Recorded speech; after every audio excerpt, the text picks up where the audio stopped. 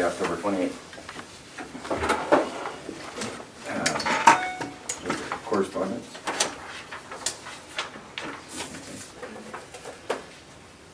I'll go around the room. Any new news in your areas? No, no one's complained a bit, so I guess we're. Yep, all quiet on our front. So we need a motion to approve the agenda. I'll Any make a changes? motion to approve the agenda. I'll second. Any changes? No?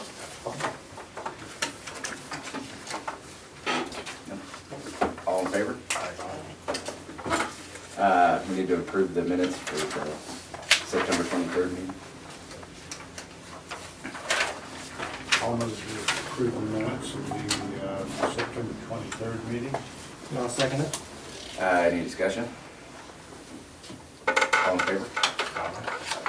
I'll abstain because I wasn't here. I just want you It to looked know like- how short those minutes were. Yeah, they were. Where are we at? Court. We didn't do that. Financial report. I was gonna say after I thought of it, that board report, we're sorry we missed you at the meeting yesterday, but we understand, but I did step in for you and be the Thank the you. rebel Russell. Thank And you. even Mike, as Camilla was, yes, he said, it's like herding cats, you can't ask us to do this. That was it, we just giving all of our time. Deservedly so. So on the financial reports, you have the yellow report. I just wanted to comment that on our revenue where it says that we received 22,000 less in E-rate funding. We're just a month behind. We'll get it next month. I had a question on that. Yeah, I thought it might raise my brows, but it's not that we're not getting it, it's just that we're getting it in a different month this year. How than much last do we year. get from them? per From week? Hunter, we get around 22,500 from Okay. Hunter, and then from CenturyLink, we get 2,500-ish. Okay, And then everybody else puts the discount on the invoice for us. and then we're still providing internet for the school districts? Yep, we are. We Okay. are. I did have, would it be appropriate to Yes. ask a question? $2,000 more for OA ESD. How much do we pay OA ESD for? $2,000. It's just for our annual dues, we pay $2,000 each year. Yeah, they didn't go up. No, they didn't go up, it's just that we paid them, did we pay them? Oh, a different month? Oh, Yeah, yeah. it's just a different Yeah, one. it's a different one. Yeah, Okay, okay. it's not an overall, it's just trying to explain the difference between that amount for that month. So in that month, we Okay. paid $2,000 more, but yeah.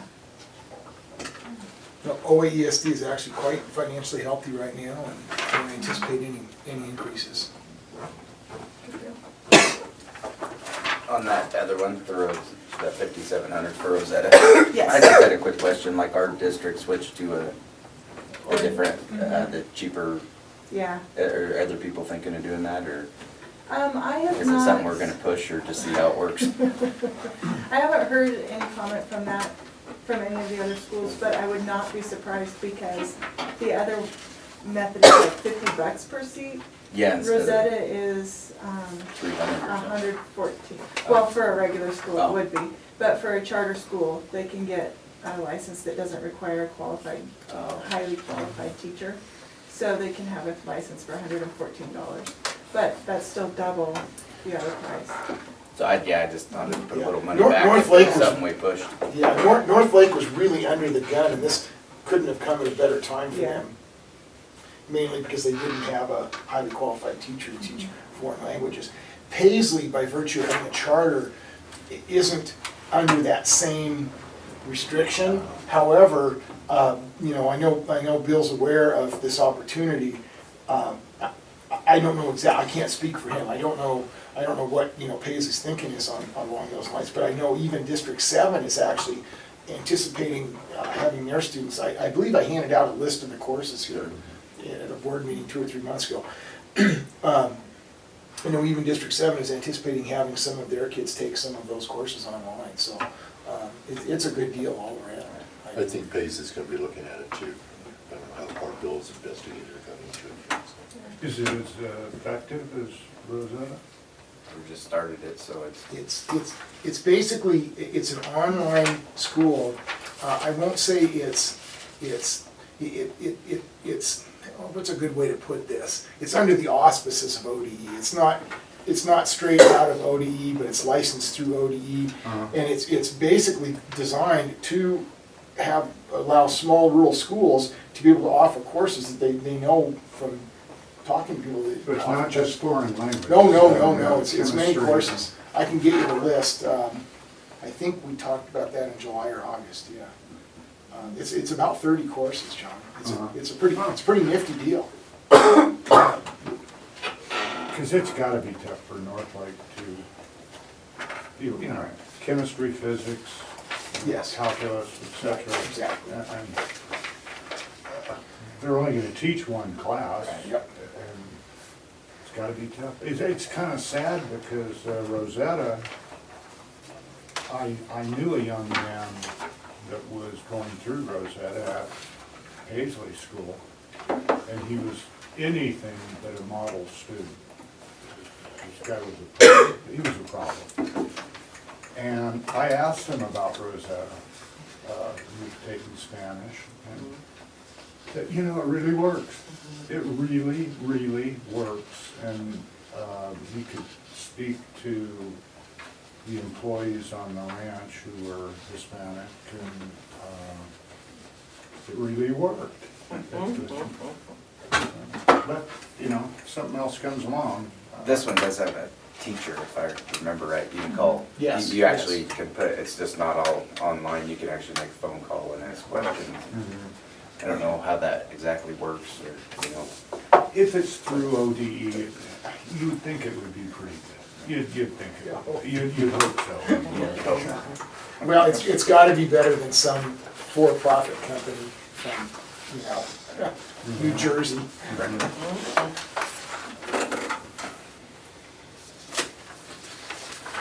Oh, I guess that was the other thing at our school, we finally got the COCC set up with the two screens. The TVs, yeah. And I never got to watch it, but it was pretty cool where they, huge flat screens, but they got one that shows the chalkboard, and then the other one's, you know, real time at the teacher. And I thought, oh, so you just watch them teach, but no, they got the camera on top there, so he's looking at the classroom, so if you got a question, it's like, wow, I hope we have enough internet for this. But it was pretty neat, the setup, so, Yeah, those are pretty much up and running now in all 3 high schools. yeah, that's a pretty neat system. Just wait until you start testing, see if you have enough internet. Well, that's what. Anyways, any more questions? That's all I need. Last Friday, we had Marcia Moyer back for her second visit in Lake County. We had 90 or 95 teachers from around the county attend at Paisley. She continued from where she left off last time with, you know, videos of effective teachers. People just, I think I reported a couple months ago that educators around the county just really ate it up, and last Friday went off very well as well. Wow. That was basically through the chalkboard grant, which is a grant that actually my predecessor Alice had gotten 2 or 3 years ago, well 3 years ago at least, and we were down to just a little bit of carryover, and we used it for that training this year, and it's really going well. We haven't done a whole lot with that Regional Achievement Collaborative grant yet. I'll be meeting with a couple of people next week on the phone to discuss how, you know, their guidance as far as using that grant. You might keep in mind that grant was for support for preschool around the county, so we'll be talking about how we want to accomplish that. We've also, Vicki will love this, we've also got to get declarations of commitment signed by all of the partners. Something that we're... I trust writing one for you. Something that we're allegedly doing for our Early Learning Hub also. And then one of the things that's really gonna ramp up here in the next couple of weeks is we're going to be writing a STEM grant. Basically, the STEM is science, technology, engineering, and math. We're gonna write a grant for all 3 high schools in the county. The leader of it is actually gonna be Fred Smith, the CTE teacher here at Lakeview High School, but he's already working with Chad Waldron, and I'm not sure exactly who he's working with from Paisley yet, but we'll be looking to do that. The state has cut back on a lot of their grants this year. We're not, there's not as much grant money available. More money was pushed into the formula, the basic ADM formula. But one of the exceptions to that is this science, technology, engineering, and mathematics program. And so we'll be getting together a couple of times and then applying for probably a fairly sizable chunk of money. There's also a lot of talk about utilizing the TV system to allow the 3 high schools to, if one teacher is really strong in teaching, electronics, that they can beam that out to the other high schools and work that out that way. So that'll be pretty cool. In case you've forgotten, the OA ESD fall meeting is Thursday, October 12th, conveniently located at the downtown Portland Marriott Hotel. You are all cordially invited. I will be attending that meeting. If you guys don't make it, it's certainly not the end of the world. Trust me, Lake County is not the only ESD that A, has trouble getting people to attend, and B, that I and others from Eastern Oregon have expressed our desire for them to move that meeting to a more accessible place. Even Salem. Yeah. OAESD holds so many of their events in Redmond or at Eagle Crest, but they have just, the reason they do this, of course, is because this is the same weekend as the OSBA convention. And so they would like you there for Thursday, so then you're there for Friday and Saturday and Sunday for the OSBA convention. So anyway, I'll be attending that. I doubt I will stay for the OSBA convention. It doesn't, I think it's really good for boards. I think it'd probably really be good for me. I haven't been in several years, but anyway, I'm probably just going to go to the OAESD meeting on the 12th. I have had several discussions with our North County SLP. We will know very shortly here whether or not we're going to have her for the rest of the year. I think, hard. I don't want to get in the prediction game here, but anyway, we've had a lot of serious discussions with her, and we'll keep our fingers crossed that she stays for the year. If not, we will work very hard to fill that position. Another personnel issue: we recently hired a business assistant to help Sarah. You might remember that 6 months or so ago, we combined our business assistant and our receptionist positions. We didn't feel that was giving Sarah the amount of support that she needed, particularly in order to not only to do the ESD business, but also the North Lake and the Adel stuff.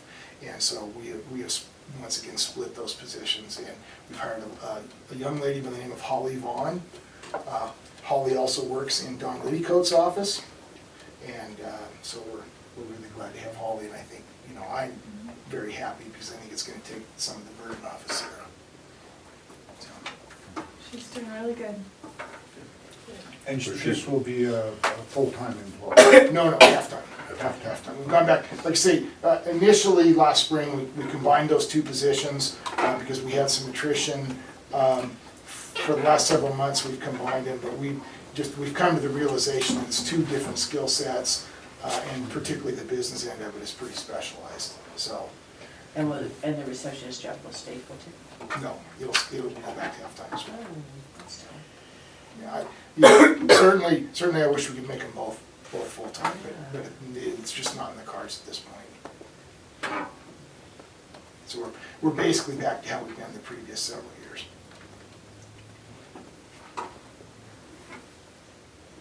Any questions?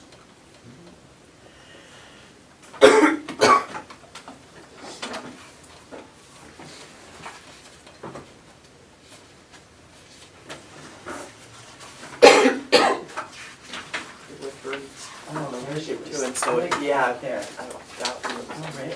Just have to- Oh, that's me.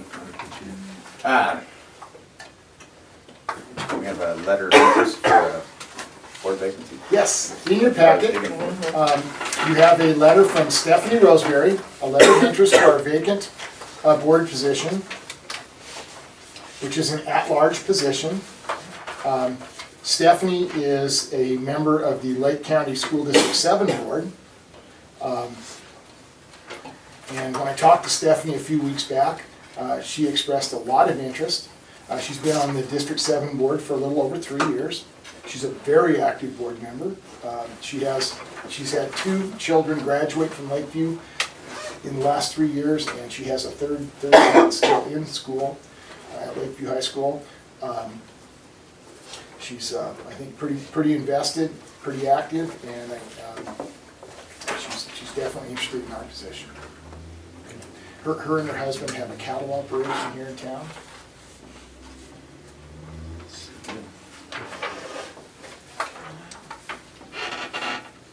Her son plays for the Ducks.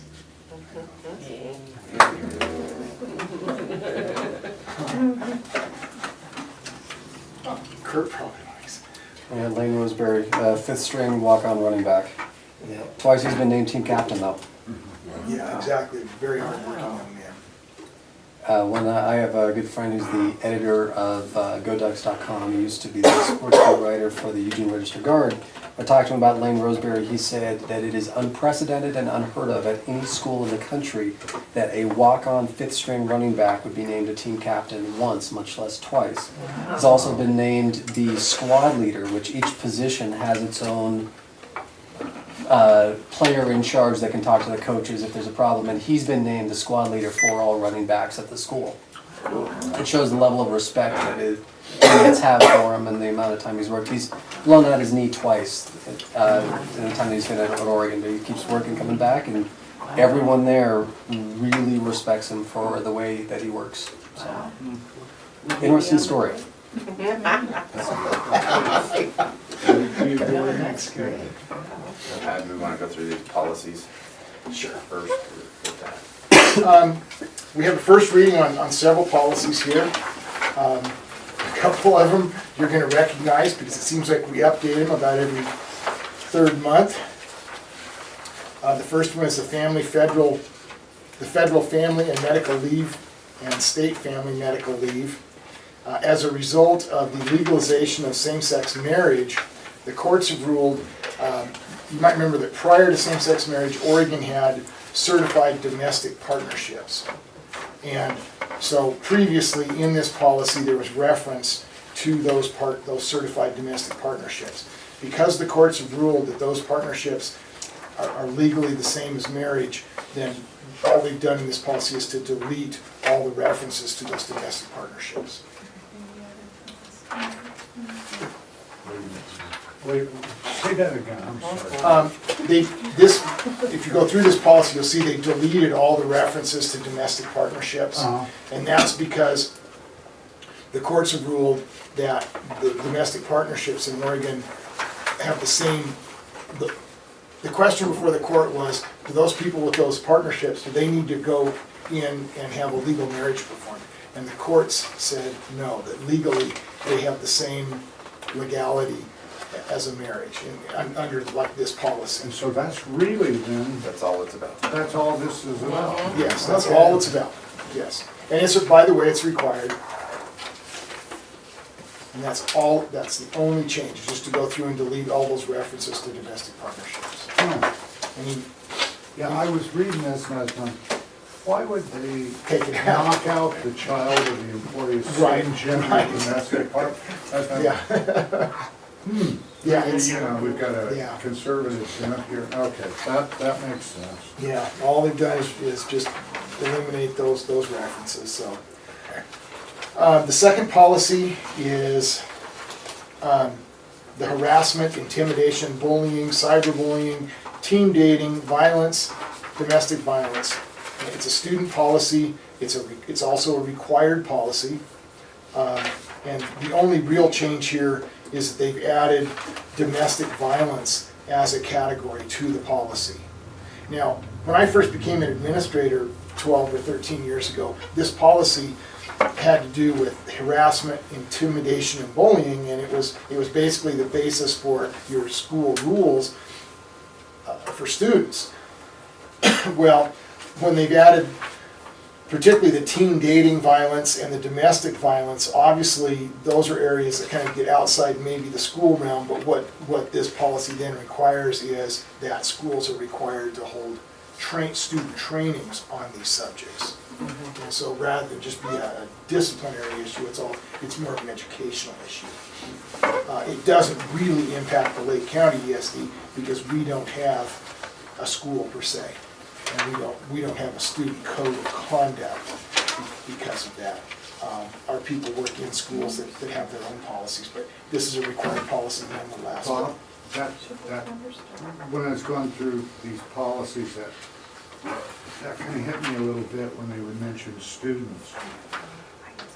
Is if a speech therapist was working with a student, would during that time, for purposes of a lawsuit, would that student be considered our student? I don't believe so.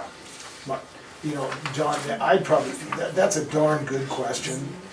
I imagine they could, if the parents found cause, they could Right. still sue. I think if a parent really wanted to push the issue, they could try to insist that it was our student, but, you know, in my mind, you know, the student is in their school building, under their rules. Yes, we supply a service. They contract with us through the local service plan and through the MOU. We provide that service to the school, but the student is their student. We don't get ADM on that student. Right. And so in my mind, it's pretty clear cut, but certainly in today's world, somebody in court could argue that they're our students. And I think that's one reason why, even though we don't have a school and we don't have our own students per se, it's important for us to adopt these policies. And they deal with, if you suspect some violence going on, you have to report it too, right? Right, exactly. It's a So if reporting. the speech therapist didn't report it, then I think that would be a liability that we'd have to deal Yes. with. Yeah. And of course, we do training with our staff on those reporting requirements. Yeah. So, anyway, this policy is getting a little, like I say, it started out as basically a disciplinary issue or a school rule issue, and now it's morphing out into a lot of other areas, but they're just training requirements. Questions on that? The next one, public complaints. This one is highly recommended. What they've added to it is whistleblower or prohibition on retaliation. So if you look at the highlighted stuff, particularly number 4 there on the first page, retaliation against a student or a student's parent who in good faith reported information that the student believes is evidence of a violation of state and federal law, rule, or regulation. Again, something like this probably could come about if there was a complaint against one of our staff members. But since we don't run a school, it's pretty unlikely, but certainly we want this policy. And then, in addition to the policy, there's also the AR, and it does the same thing.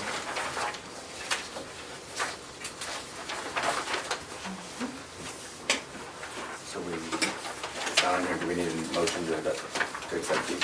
It's just first reading. First reading? Oh, Unless you want to No. waive the first read. Do we need to read them again? that's We it? can do that? Can we waive the first reading? Yeah, You these are can, pretty you can, simple. you can waive a first reading, or you can Yeah. wait for a second reading. It makes no I difference. think I'm good to go. I'm good to go. These are- Yeah, I would make a motion, if we need a motion to waive it, I would sure do that. A second. Any more discussion? All in favor? Fine. Aye. And do we adopt it now, or is that? That, if you waive the reading and vote in favor, I mean, you've adopted it, yes. Okay, we have, okay. Well, that takes care of the adoption of it, we don't need another motion. these are pretty straightforward, there's nothing really very controversial. Can I ask one question? You talked about the one with domestic violence and dating, and it's a training issue. Who's trained? That means the school is required to hold trainings for the students. For the on students, those issues, okay, yes, okay. yes. Do they get many parent complaints that they don't know their kids? If- Do the parents complain much, or do you get much? Very, very negligible, you know, I mean, certainly, there's sometimes you get complaints that the school should do more trainings. Then, of course, you also get parents, very once in a while, who say the school should stay out of those issues. So but, I mean, But you know, domestic violence is something that they're really bringing forward, especially in boys that don't report and stuff, and that's why there's posters and, I mean, awareness that it's okay to speak out on it, so. I think it's a good thing. and, you know, most of those subjects fit in very well in your health curriculum and things like that, so. So they don't have a what do you call that, when everybody goes to the auditorium? No, you know, I think Separate. most So it's- people found out that the larger the forum, the less that gets, you know, you get more giggling and joking around, and you do it in class where the kids know there's expectations, both behaviorally and educationally, and you, at least my experience has been that you get much more out of it when you do it in a smaller group or you do it in a classroom setting. And have a quality instructor. There are, certainly there's things that you do in large groups and so, you know, but I think if you want to really move the dial, you do it in a small group. So last time, Jeanette, I believe, brought up the question of Common Core math. I'd rather have money. Oh, believe me, I would too, I would too. So, anyway, you know, I've seen some videos over the years that try to explain it. This is one that actually some of the schools in the county are showing to parents when they raise the issue, and so I thought it's about 8 minutes long here, so I thought we'd take a little look at it. That messes up your 30 minute. You're screwed. I win. Yeah, 'cause we're at 30 minutes. That's 35. If there's one question that parents ask me, just more than just about any other question, it is, why are they teaching math so much differently now than they did when we were growing up? Why don't they just teach the standard algorithms? Why aren't they helping kids just get to the answers and get them quickly? And why are they spending so much time on these things that seem so inefficient? And I have an answer to that question, and I'll start by saying, you know, we have decades of research that shows that teaching people just to memorize algorithms and execute procedures hasn't worked. It's worked for a small group of people, but for most people, they don't like math, they don't enjoy math, they don't think they're good at math, they have a really hard time with it because no one taught them to understand the concepts and why we're doing what we're doing. We didn't teach kids how to think, we just taught them how to do and execute in this misguided idea that we just need them to get to the answer as quickly as possible. But, I mean, if we step back and think about it for a second, in this day and age, being able to execute an algorithm in arithmetic to get an answer is a fairly useless skill. I mean, your child and yourself, you have a computer, a calculator, a phone, you have instant access to computing devices at your fingertips. So, and those devices are going to be more accurate faster than you are. So what we need to be doing, and this is part of the shift that is being made in education now, is starting to teach kids to think and understand, and sometimes use different strategies to solve problems, because the standard algorithms, while they always do work, are not always the most efficient. And I can give you several examples of that. So let me start with a multiplication example. 2-digit multiplication. And as students, we may have learned it, or you've probably learned it, to do the standard algorithm. Line your numbers up vertically, and then start with a ones column and go. 4 times 5 is 20. We're not allowed to write the whole 20 here. We just write the 0 and bring the 2 up there. So that's the first place where we're doing something that is kind of weird. then we do 4 times 4, which is 16. We have to remember to add in the 2, which is 18, and we place that there. Again, we haven't really told anyone exactly why we're doing that, but that's how you execute the procedure. Then you put in your, what I used to call the placeholder 0, so you put a 0 here. And you move over to this number, and you do 2 times 5 is 10. You only write the 0, and then we don't need this anymore. We carry a 1. And then 2 times 4 is 8. You add in that 1, which is 9. And then we add these all together, 0 and 0, 0. There's an 8, and here's 10. And it's 1,080. Hopefully that's right. Now, these days, before we teach kids the standard algorithm, we might teach them what's called partial products, where we're going to help them see what's going on with place value in these problems. So again, we'll start with 4 times 5, which is 20.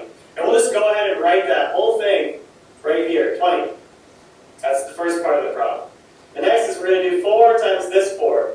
But we're teaching students that this is not a 4. It is the digit 4, but when it lives in this column, it actually represents 40. 4 times 40 is 160. And you'll notice this is the 180 that was there, so there's nothing really different going on here, just in how I write it down. Then I have not 2, but 20 times 5, which is 100. And I have 20 times 40, which is 800. And you'll notice again, these two here are 900, that's just what we have there. We'll add them all up, and we will get 1,080 again. Now, you might say, well, this isn't very efficient. Look how many steps that was. Look how many things I had to write down. And you're right, but we now have a conceptual understanding of place value. We're not having to write numbers up here and scribble them out, which is a bit confusing. And we're still getting the same result. So we'll teach this to students first so they understand what's going on. Later we can teach them the shortcut so they can save a tiny bit of paper to get to this answer. But there you go. And then we might even give them a visual picture of what's going on. When you multiply two numbers, you can think of that as the area of a rectangle. And this rectangle would be 24 units on this side and 45 units on that side. And if I break it up like this, and I imagine this to be 40 and 5, and this side to be 20 and 4, then I can compute the area of these 4 little internal rectangles. This one here is 20 by 40, which is 800. This one here is 40 by 4, which is 160. The little one is 5 by 4, which is 20. And this other one, vertical one, is 5 by 20, which is 100. And you'll notice those are all the same numbers that we had over here. Okay, so it's the same thing, but now I'm giving you a visual picture of what's going on. And it turns out that this picture becomes in really handy when we get to algebra, because we can replace these with variables and still be able to figure things out. But that's probably an aside for another time. But now I have different ways of conceptualizing what's going on before I get to the standard algorithm. Okay? This helps kids understand. It helps kids apply concepts rather than just memorize. And it also helps them identify times when they don't need the standard algorithm. So an example of that would be, say we have 73 times 10. I can't tell you how many times I've seen students line that up vertically, just like this, and execute the algorithm and put in a bunch of zeros and go through all the steps to get a result that they should have been able to get just using their mind. If you understand place value and what 10 means in our number system, then 73 times 10 is just 730. You're just moving the decimal place. But again, if you don't understand the concept, all you have to fall back on is a procedure which gets you a result. But sometimes you don't even know if the result is correct or not. You just have to assume it is, hoping you've done everything right. So we're teaching, this is why we're teaching math so much differently now. And there is research that shows that when you give people a conceptual understanding of what's going on, it really helps them get answers that we want them to get and explain their thinking, and also look for better ways to do things, because the standard algorithms are not always the best way to do things. So I hope that helps you as a parent see why math is so much different now, corollary to that first question is, I don't know how to help my students with the math because it's so different. And these homework assignments look so confusing because I've never seen anything like this before. And I think that question kind of proves the point of, if you learn math in a way where it was always this way, always follow these steps, this is how it works, then you never learn to have flexible thinking, how to take numbers apart and put them back together, how to find shortcuts, how to be creative in mathematics. And that's where some of the beauty, most of it actually, lies in mathematical thinking. Isn't it executing algorithms? That's kind of boring. But learning how to think and solve problems is a lot of fun. And so teaching math this way also can bring back a lot of fun to mathematics. Now I know when you're sitting with your child doing homework that you've never seen before and it looks really different, it can be a little... Who produced that video? Oh, I'd have to look. I believe he's a college math professor. I forget where. I can look. I'm not sure I'm sold on Oh, It's, I think the key thing is trying to teach kids skills that they can use to problem solve, whether or not it's gonna, it's like any other kind of learning. Certain kids do better with certain instructional styles than other kids. Yeah. And right now, this is what they're, thinking delivers the most. I would suppose if It's you more taught visual. the first, Yeah. the standard That's what I would- process, Yeah. and Still trying to solve for the X. second Never did process that solving you for X, use solving for X. simultaneously, maybe. If a child really didn't understand 2 place times 2 place multiplication, it might help. It might help. Well, was that explained to you as a kid? I don't know, it was explained to me, it's, you did it, that's the way you did it. It's like, oh, but why? Nobody ever said why, and Yeah. that's what I like about this. Yeah. It's giving me- does. And Yeah, my, that makes my sense. thing with Different ways math of is, problem solving. I liked math after I figured it out. When I figured out that it's all based off 10. And I don't remember that ever being taught. It just kind of hit me one day. Someone was probably teaching it and I go, oh, it's all relative to 10. The light came on. Yeah, and Yeah, exactly. You're right. Jeanette, his name is Dr. Raj Shah. He has a PhD in physics. He worked for Intel, and now he runs the Math Plus Academy, which I know nothing about. Yeah, it's just it's certainly a fundamental shift. Because, like I say, I've heard this from every parent, board member, you name it. It's a huge issue around, and I know several of the school districts have shown. I know District 7 right now is showing this video to parents. I know other districts have shown some other videos. Ironically, just 2 days ago, ODE came out with their adopted math list, their instructional materials list for the next. They used to always be 7 years. I don't know if that one. I'm not sure what the time length on it is. And of course, they are all heavily lined up with this philosophy. In fact, some of the old style math materials are there's nowhere to be found, particularly like Saxton. I don't know if you're familiar with Saxton. They've all gone to this, fewer problems, more wordy problems, deeper understanding, more problem solving, and away from, a page of 30 homework multiplication problems. well, And that's good. and now don't they, the students are getting credit for doing it right, whether they get the right answer or not. I mean, there's a certain amount of credit. I could have gone a lot further in school.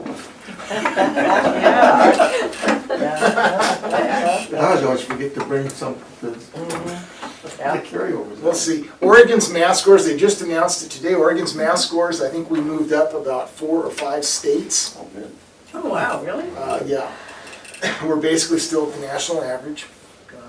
But Oregon, of course, would like to be doing a little bit better. of course, didn't they just announce that the national average dropped? The national average.